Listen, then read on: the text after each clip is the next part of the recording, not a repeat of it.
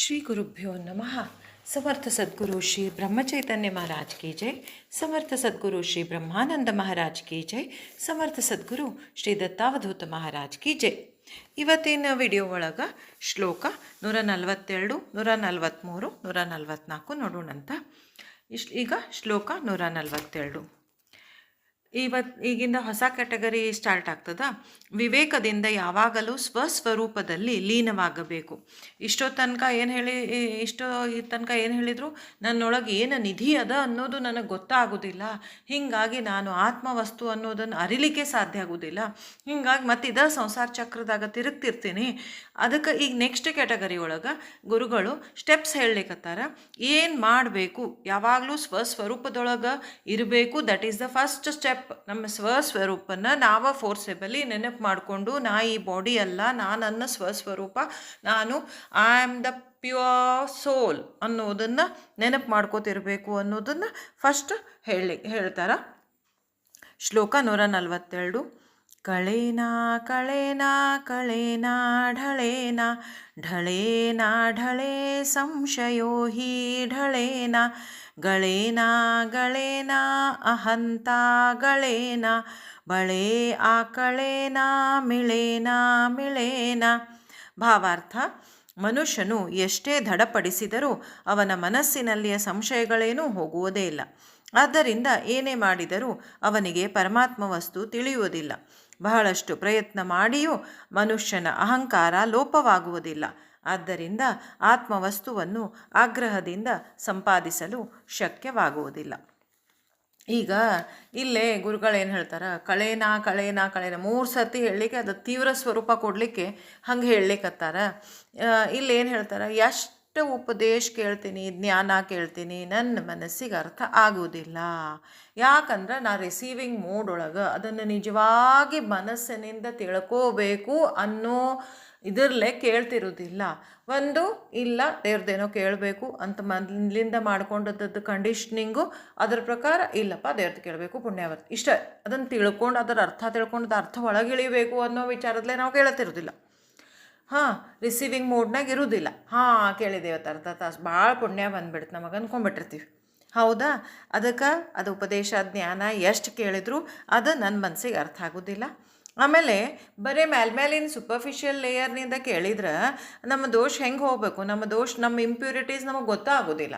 ನಮ್ಮದು ಖರೆ. ಮತ್ತು ನಾವು ಬಾಡಿ ಇದರಿಂದ ನಮ್ಮ ಬಾಡಿ ಇಷ್ಟಕ್ಕೆ ಫಿಸಿಕಲ್ ಬಾಡಿ ಲೆವೆಲ್ನಾಗನ ಆ ಬೌಂಡ್ರಿ ಒಳಗನ ವಿಚಾರ ಮಾಡ್ಕೋತ ಇದು ಸರಿ, ಇದು ಸರಿ, ಇದು ಸರಿ, ಇದು ತಪ್ಪು ಇಷ್ಟ ಮಾಡ್ಕೋತ ಹೋಗ್ಬಿಡ್ತೀವಿ. ನನ್ನ ದೋಷ ನನಗೆ ಅರ್ಥನೇ ಆಗೋದಿಲ್ಲ. ಆಮೇಲೆ ಅದು ನಮ್ದು ಗ್ರೇಟೆಸ್ಟ್ ವೀಕ್ನೆಸ್ ಅದು. ನನ್ನ ದೋಷ ನನಗೆ ಗೊತ್ತಾಗೋದಿಲ್ಲ ಅನ್ನೋದು ಗ್ರೇಟೆಸ್ಟ್ ವೀಕ್ನೆಸ್. ಆಮೇಲೆ ನಾವೇನೋ ಪ್ರಯತ್ನನ ಮಾಡ್ಲಿಕ್ಕತ್ತಿಲ್ಲ ಅಂತಂದಮೇಲೆ ಈಗೋ ಕಡಿಮೆ ಆಗೋದೇ ಇಲ್ಲ, ಅಹಂಕಾರ ಕಡಿಮೆ ಆಗೋದೇ ಇಲ್ಲ. ಹೀಗಾಗಿ ಹೆಂಗೆ ತಿಳಿಬೇಕದು ಒಳಗಿರೋ ಆತ್ಮವಸ್ತು, ಅದನ್ನು ಹೆಂಗೆ ತಿಳಿಬೇಕು ಅಂತ ಹೇಳ್ತಾರೆ. ಈಗ ಇಲ್ಲೇ ಗುರುಗಳು ನಂಬಿಕೆ, ಶ್ರದ್ಧೆ, ಅದರದ್ದು ಇಂಪಾರ್ಟೆನ್ಸನ್ನು ನಮ್ಮ ಮನಸ್ಸಿನ ಜರ್ನಿ ಒಳಗೆ ಎಷ್ಟು ಇರ್ತದೆ ಅಂತ ಹೇಳಲಿಕ್ಕತ್ತಾರೆ. ಸಂತರ ಮಾತಿನ ಮೇಲೆ, ಸಂತರ ಗ್ರಂಥ ಮೇಲೆ ಖಡಾಖಂಡಿತ ವಿಶ್ವಾಸ ಇಡಬೇಕು. ಏನಾಗಲಿ ನಾವು ಸ್ಲೋಲಿ ಟ್ರೈನ್, ಒಮ್ಮಿಂದೊಮ್ಮೆಲೆ ವಿಶ್ವಾಸ ಬರುವುದಿಲ್ಲ ಅಂದ್ರೂ ಸ್ಲೋಲಿ ಇಲ್ಲ. ಅವ್ರು ಏನು ಹೇಳಿರ್ತಾರೆ, ಖರೆ ಹೇಳಿರ್ತಾರೆ. ಅವ್ರು ಸಂತರಿದ್ದಾರೆ, ಅವ್ರು ಭಗವಂತನ ಅವತಾರ ಇದ್ದಾರೆ, ಅವ್ರು ಖರೆ ಹೇಳಿರ್ತಾರೆ. ಅವ್ರ ಬುಕ್ಗಳನ್ನು ನಾವು ಓದ್ಲಿಕ್ಕತ್ತೀವಿ ಅಂದ್ರೆ ಅದನ್ನು ನಾವು ತಿಳ್ಕೊಳ್ಳೋಣ. ಅದು ಭಾಳ ಖಡಾಖಂಡಿತ ವಿಶ್ವಾಸ. ಆಮೇಲೆ ಅದನ್ನು ತಿಳ್ಕೋಬೇಕು ಅನ್ನೋ ಅಗದಿ ಸಿದ್ಧ ಮನಸ್ಸು ಅಂದರೆ ಅದಕ್ಕೆ ರೆಡಿ ಇದ್ದದ್ದು ಮನಸ್ಸು ತಿಳ್ಕೊಳ್ಳಿಕ್ಕೆ. ಇಲ್ಲಪ್ಪ ನಾನು ಓದಬೇಕು, ಓದಿದ್ರೆ ನಾನು ಪುಣ್ಯ, ಹಾಗಲ್ಲ. ಅದನ್ನು ತಿಳ್ಕೋಬೇಕು. ತಿಳ್ಕೊಂಡ ಮೇಲೆ ಅದನ್ನು ನಾವು ಡೈಲಿ ಲೈಫಿಗೆ ಅಪ್ಲೈ ಮಾಡಬೇಕು. ಹೌದು, ಗುರುಗಳು ಏನು ಹೇಳ್ತಾರೆ, ನಿಮ್ಮ ಥಾಟ್ಸ್ ಅಬ್ಸರ್ವ್ ಮಾಡಿರಿ ಅಂತಾರೆ. ನಾವು ಮಾಡ್ತೀವಿ. ಎಷ್ಟು ನಿಮಿಷ ಕೊಡ್ತೀವಿ ನಮ್ಮ ಥಾಟ್ಸ್ ಅಬ್ಸರ್ವ್ ಮಾಡಲಿಕ್ಕೆ? ಅಭ್ಯಾಸ ಮುಖೇನ ಮಾಡ್ಕೋತ ಹೋಗ್ಬೇಕಲ್ಲ. ಅಭ್ಯಾಸ ಯೋಗ ಹೇಳೇಬಿಟ್ಟಾನಲ್ಲ ಕೃಷ್ಣ ಭಗವದ್ಗೀತಾ ಒಳಗೆ. ಅಭ್ಯಾಸ ಮಾಡ್ಕೋತ ಬೈ ಪ್ರಾಕ್ಟೀಸ್ ಕರತ ಕರತ ಅಭ್ಯಾಸತೆ ಜಡಮತಿ ಹೋತ ಸುಜಾನ ರಸರಿ ಆವತ ಜಾವತ ಸಿಲಪರ ಹೋತ ನಿಶಾನ. ಆ ಬಾವಿ ಕಟ್ಟಿರ್ತದಲ್ಲ, ಆ ಕಟ್ಟಿ ಮೇಲೆ ಹಗ್ಗ ಹೋಗಿ ಬಂದು ಮಾಡಿದ್ದಕ್ಕೆ ಅಲ್ಲೇ ಮಾರ್ಕ್ ಆಗಿರ್ತದಂತ ಹಗ್ಗದ.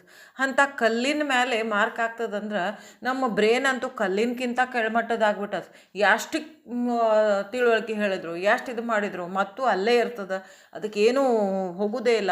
ಯಾಕಂದ್ರೆ ಹೋಗೋದಿಲ್ಲ, ನಾವು ಅಭ್ಯಾಸ ಮಾಡ್ಲಿಕ್ಕತ್ತಿಲ್ಲ.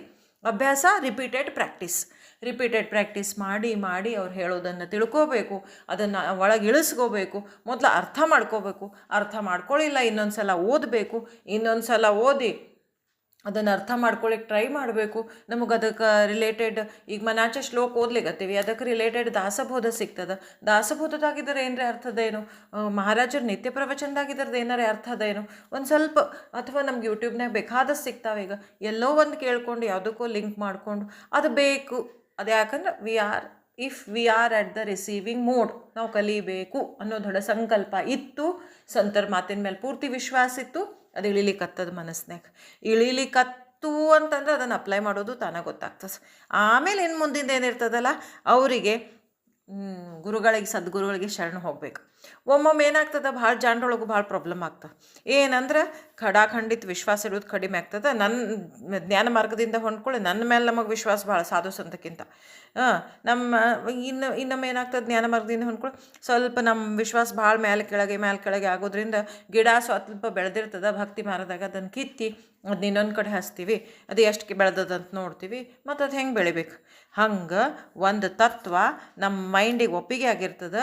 ಅದರ ಪ್ರಕಾರ ಆ ತತ್ವದ ಉಪದೇಶ ಯಾರು ಮಾಡ್ತಾರ, ಆ ತತ್ವದೊಳಗೆ ಯಾರು ನಡೀತಿರ್ತಾರ, ನಾವು ಅದನ್ನು ನಂಬಿ ಅದರೊಳಗನ ಒಂದೊಂದು ಹೆಜ್ಜೆ ಯಾಕಾಗವಲ್ತಕ ಇಟ್ಕೋತ ಹೋದಾಗ ಮುಂದೆ ನಮ್ಮ ಸತ್ಯ ಅನ್ನೋದು ರಿವೀಲ್ ಆಕ್ಕೋತ ಹೋಗ್ತದೆ. ಮತ್ತು ಇಲ್ಲ ಮತ್ತು ನಾವೇನು ಮಾಡ್ತೀವಿ, ಲಾಜಿಕ್ ತರ್ತೀವಿ, ಸೈನ್ಸ್ ತರ್ತೀವಿ.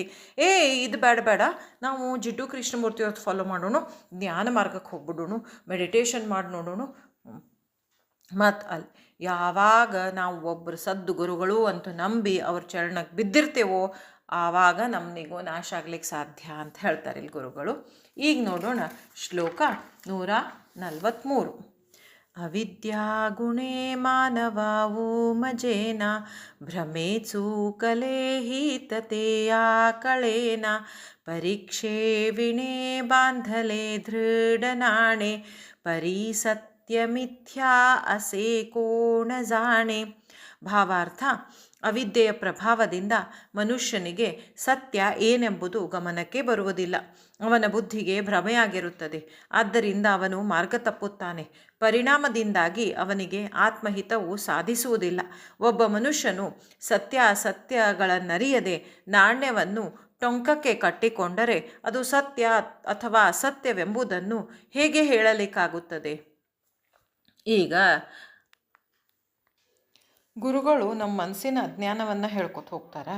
ಇಲ್ಲೇ ಅವಿದ್ಯಾ ಅಂದ್ರೆ ರಿಯಲ್ ಟ್ರೂತ್ ಇರಲಾರದ್ದು, ರಿಯಲ್ ಟ್ರೂತ್ ತಿಳ್ಕೊಳ್ಳಾರದ್ದು. ರಿಯಲ್ ಟ್ರೂತ್ ಅಂದ್ರೇನು? ನಾವು ಆತ್ಮ ಇದ್ದೇವೆ, ನಾವು ಆತ್ಮದ ಚೌಕಟ್ಟು ಒಳಗೆ ವಿಚಾರ ಮಾಡ್ಲಿಕ್ಕತ್ತಿಲ್ಲ, ನಮ್ಮ ವಿಚಾರಗಳು ಹಂಗೆ ಪ್ರೊಡ್ಯೂಸ್ ಆಗ್ಲಿಕ್ಕತ್ತಿಲ್ಲ.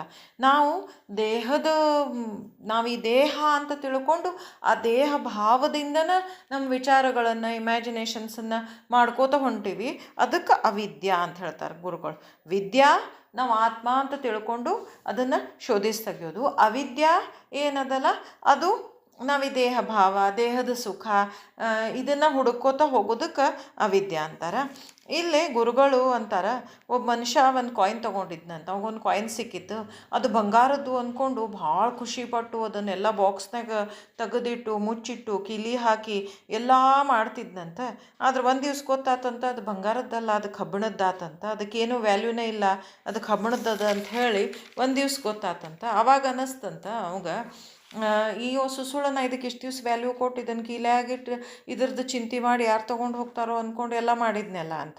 ಹಂಗೆ ನಾವು ಇಷ್ಟು ದಿವಸ ಆಯ್ತು ಭ್ರಮೆ ಒಳಗೆ ಇದ್ದೇವೆ. ನನಗೂ ಇಷ್ಟು ದಿವಸ ಆಯ್ತು ಭ್ರಮೆ ಒಳಗೆ ಇದ್ದೀನಿ, ಯಾವುದಕ್ಕೆ ಏನು ವ್ಯಾಲ್ಯೂ ಕೊಡಬೇಕು ಅಂತ ಗೊತ್ತಾಗಲಿಲ್ಲ. ಇಷ್ಟು ದಿವಸ ಸತ್ಯ ಅಸತ್ಯ ವಿಚಾರ ಮಾಡಲೇ ಇಲ್ಲ. ಭಗವಂತ ಬುದ್ಧಿಶಕ್ತಿ ಕೊಟ್ಟದ್ದನ್ನು ಉಪಯೋಗಿಸ್ಕೊಳ್ಳಿಲ್ಲ.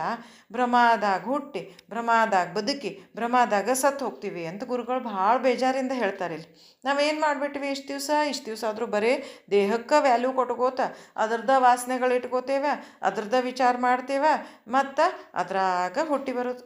ಅವ್ರು ಅಷ್ಟು ಶಾಣೆ ಇದ್ದಾರೆ, ಅವ್ರು ಇಷ್ಟು ಚಂದ ಇದ್ದಾರೆ, ಅವ್ರು ಇಷ್ಟು ರಿಚ್ ಇದ್ದಾರೆ, ಅವ್ರದ್ದು ಹಂಗಾತು, ಅವ್ರ ಸಂಸಾರ ಹಿಂಗಾತು, ಅವ್ರು ಹಿಂಗೆ ಮಾಡಿದರು, ಇಲ್ಲ ಅದೆಲ್ಲ ಚಿಂತೆ ಮಾಡ್ಕೋತ, ಇಲ್ಲಾಂದ್ರೆ ಬೇರೆ ಏನು ವಿಚಾರಗಳು, ನಾ ಹಂಗೆ ಮಾಡಬೇಕು, ನಾ ಹಿಂಗೆ ಮಾಡ್ಕೋಬೇಕು, ನಾ ಅಂಥ ಕಾರ್ ತೊಗೋಬೇಕು, ನಾ ಅಂಥ ಬಂಗ್ಲೋ ಕಟ್ಟಿಸ್ಬೇಕು, ಇಲ್ಲ ಆ ವಿಚಾರ, ಇಲ್ಲ ನಾನು ನನ್ನ ಮಕ್ಳು ಹಿಂಗೆ ಆಗ್ಬೇಕು, ನನ್ನ ಮಕ್ಕಳ ಮದುವೆ ಹಿಂಗೆ ಮಾಡಬೇಕು, ನನ್ನ ಮೊಮ್ಮಕ್ಕಳಿಗೆ ಹಿಂಗೆ ಮಾಡಬೇಕು, ಇದೆಲ್ಲ ವಿಚಾರ. ಇವೆಲ್ಲ ಬರೇ ಮತ್ತೆ ಫಿಸಿಕಲ್ ಬಾಡಿ ಲೆವೆಲ್ನಾಗ ವಿಚಾರ ಮಾಡೋದ ಅದ್ರೊಳಗೆ ಸಾಯೋದ ಮತ್ತು ಅದ್ರೊಳಗೆ ಹುಟ್ಟಿ ಬರೋದು. ಈ ಚಕ್ರ ಎಂಡ್ ಯಾವಾಗ ಆಗೋದು ಅಂತಾರೆ ಗುರುಗಳು. ಅದಕ್ಕೆ ಒಮ್ಮೆ ಮನಸ್ಸು ದೃಢ ನಿರ್ಧಾರ ಮಾಡು, ನಾ ಈ ಚಕ್ರದಿಂದ ಹೊರಗೆ ಬರಬೇಕು ಅಂಥೇಳಿ ಇಲ್ಲಿ ಗುರುಗಳು ಹೇಳಲಿಕ್ಕತ್ತಾರ. ಈಗ ನೋಡೋಣ ಶ್ಲೋಕ 144. ಜಗಿ ಪಾಹತಾ ಸಾಚತೆ ಕಾಯಾ ಹೇ, ಅತಿ ಆದರೆ ಸತ್ಯ ಶೋಧೂ ನಿಪಾಹೆ. पुढे पाहता पाहता देव जोडे, भ्रमे भ्रांती अज्ञान हे सर्व ಮೂಡೆ. ಭಾವಾರ್ಥ: ಜಗತ್ತಿನಲ್ಲಿ ಸತ್ಯವೇನೆಂಬುದು ವಿಚಾರ ಮಾಡಬೇಕು. ಅತ್ಯಂತ ಮನಪೂರ್ವಕ ಅಂತಿಮ ಸತ್ಯದ ಶೋಧ ಮಾಡಬೇಕು. ಈ ರೀತಿಯಾಗಿ ಶೋಧ ಮಾಡುತ್ತಾ ಈಶ್ವರ ದರ್ಶನವಾಗುತ್ತದೆ. ಆ ದರ್ಶನವಾಯಿತೆಂದರೆ ಭ್ರಮೆ, ಭ್ರಾಂತಿ, ಅಜ್ಞಾನ ಎಲ್ಲವೂ ನಾಶವಾಗುತ್ತವೆ. ಇಲ್ಲೇ ಗುರುಗಳು ಹೇಳ್ಕೊತ ಹೋಗ್ತಾರೆ, ಸಂತರಿಗೆ ಭಾಳ ಆಶಾವಾದಿಗಳಂತ, ಭಾಳ ಆಪ್ಟಿಮಿಸ್ಟಿಕ್ ಅಂತ ಸಂತರಂದ್ರೆ.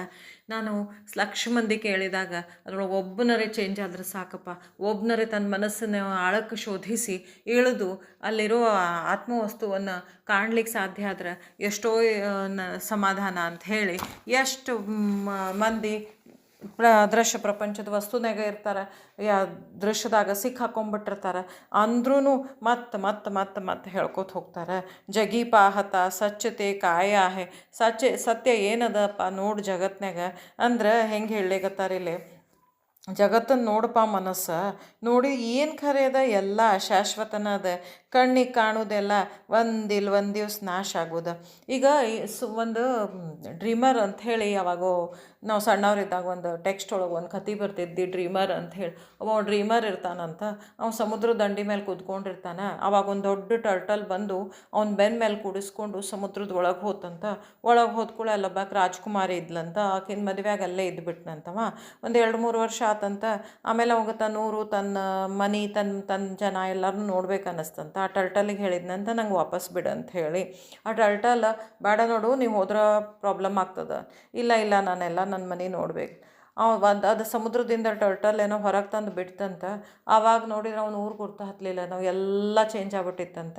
ಯಾಕಂದ್ರೆ ಆವಾಗಲೇ ಭೂಮಿ ಮೇಲೆ 300 ವರ್ಷ ದಾಟಿ ಹೋಗಿದ್ದು ಅಂತ. ಹಿಂಗೇನೋ ಒಂದು ಇಮ್ಯಾಜಿನರಿ ಸ್ಟೋರಿ ಬರ್ತಿತ್ತು.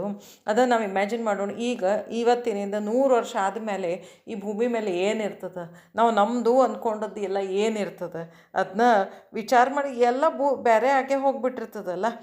ಎಲ್ಲನೂ ಜಗತ್ತಿಗೆ ಕಾಣುವುದೆಲ್ಲ ಏನದ ಅದು ಅಶಾಶ್ವತನ ಅದ. ಅದೆಲ್ಲ ಒಂದು ದಿವಸ ನಾಶ ಆಗೋದು ಅದ. ಅದಕ್ಕೆ ನೀ ವಿಚಾರ ಮಾಡು ಮನಸ್ಸು. ಸತ್ಯ ಏನದ ಅನ್ನೋದು ಹುಡುಕೋತ ಹೋಗು, ಶೋಧಿಸ್ಕೋತ ಹೋಗು. ಯಾವಾಗ ಎಲ್ಲಿ ಜೋಡಿಸ್ಕೋತ ಹೋಗ್ತೀರಿ, ಹೊರಗಲ್ಲ ಒಳಗೆ, ಮನಸ್ಸು ಒಳಗೆ ಇಳ್ಕೋತ ಹೋಗು. ಮನಸ್ಸೊಳಗೆ ಕೂತ್ಕೊಂಡು ನಿನ್ನ ವಿಚಾರಗಳನ್ನು ಒಬ್ಸರ್ವ್ ಮಾಡ್ಕೋತ ಹೋಗಿ ದೃಶ್ಯವಸ್ತುಗಳನ್ನು ಫಿಕ್ಸ್ ಆಗಿ ಏನದು ಪ್ರಪಂಚದ ಬಗ್ಗೆ ಫಿಸಿಕಲ್ ಬಾಡಿ ಲೆವೆಲ್ನೊಳಗೆ ಏನೇನು ವಿಚಾರ ಬರ್ತಾವಲ್ಲ, ಇದಲ್ಲ ಅಂತ ಅದನ್ನು ತಕ್ಕೋತ ಒಳಗೆ ಇಳ್ಕೋತ ದೃಶ್ಯನೆಲ್ಲ ಬದಿಗೆ ಸರಿಸ್ಕೋತ ಹೋದಂಗೆ ಭಗವಂತ ತಾನ ರಿವೀಲ್ ಆಗ್ತಾನೆ. ಒಂದು ಎಕ್ಸಾಂಪಲ್ ನೋಡಿದ್ವೆಲ್ಲ ಹಿಂದಕ್ಕೆ, ಗಂಗೋತ್ರಿ ಒಳಗೆ ಸೂರ್ಯನ ಲೈಟು ಭಾಳ ಚಲೋ ರಿಫ್ಲೆಕ್ಟ್ ಆಗ್ತದೆ, ಯಾಕಂದ್ರೆ ಅಲ್ಲಿ ಪೊಲ್ಯೂಷನ್ ಇಲ್ಲ ಅಂತ. ಹಂಗೆ ನಾವು ಪೊಲ್ಯೂಷನ್ನೆಲ್ಲ ಸರಿಸಿ ಹೋದಂಗೆ ಮನಸ್ಸು ತಿಳಿಯಾಕೋತ ಹೋದಂಗೆ ಅಲ್ಲೇನು ಭಗವಂತನ ಪ್ರತಿಬಿಂಬ ಏನದಲ್ಲ ಅದು ಸ್ಪಷ್ಟಾಗಿ ಕಾಣ್ಲಿಕ್ಕತ್ತದ. ಇದ್ದದ್ದು ಒಂದು ಕಾಣ್ಲಿಕ್ಕತ್ತು ಅಂತಂದ್ರೆ ಅದು ಮನುಷ್ಯನ ಅಜ್ಞಾನ, ಭ್ರಮೆ ಇವ ಎಲ್ಲ ತಾನ ನಾಶ ಆಕೋತ ಹೋಗ್ತಾವ ಅಂಥೇಳಿ ಇಲ್ಲೇ ಗುರುಗಳು ಹೇಳ್ತಾರೆ. ಜೈ ಜೈ ರಘುವೀರ ಸಮರ್ಥ.